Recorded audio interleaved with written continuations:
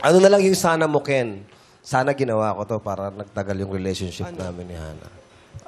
Sana inayos ko muna yung sa Pasko bago ako pumasok ng bagong relasyon kasi naapektuhan yung bago ko eh. Hindi ko alam kung ano yung magiging kami sana in the future kung hindi dahil doon. I mean, di ko nalaman dahil doon sa nangyari doon sa pagkakamali ko nung time na yun.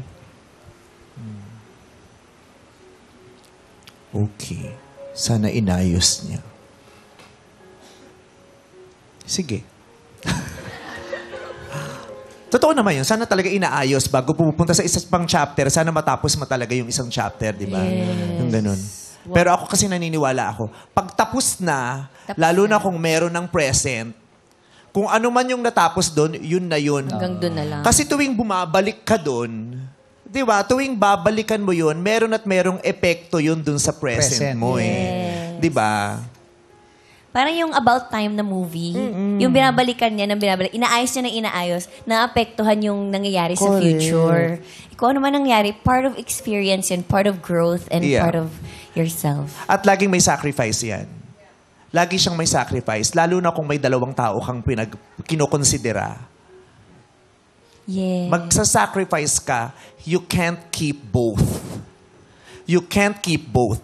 You can't maintain a good relationship with your past and a good relationship with your present. Tama. You can't keep both. Hindi sila pwedeng pantay.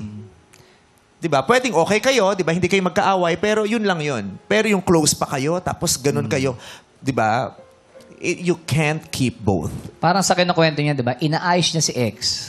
Nakala niya maayos talaga. Yung pala nasisira na yung present. Yung ganun. Kaya si Hana yung nawala. Ikaw, anong na-realize mo, Hana? Na wag mabulag masyado sa pagmamahal. Kailangan makita mo yung worth mo. Hindi lang porket mahal mo yung isang tao, hahayaan mo mangyari yung isang bagay. Kailangan yung sarili mo, siniserve mo yan for someone na deserving ng iyo. Na, minsan kasi yan sobra masama. Pero yan yung bagay na madaling sabihin pero ang hirap pangatawanan. Yung wag mabulag sa pag-ibig. Hindi ko rin alam kung anong formula para hindi mapulag sa pag-ibig. Kasi pag nangyayari siya at wala kang magagawa.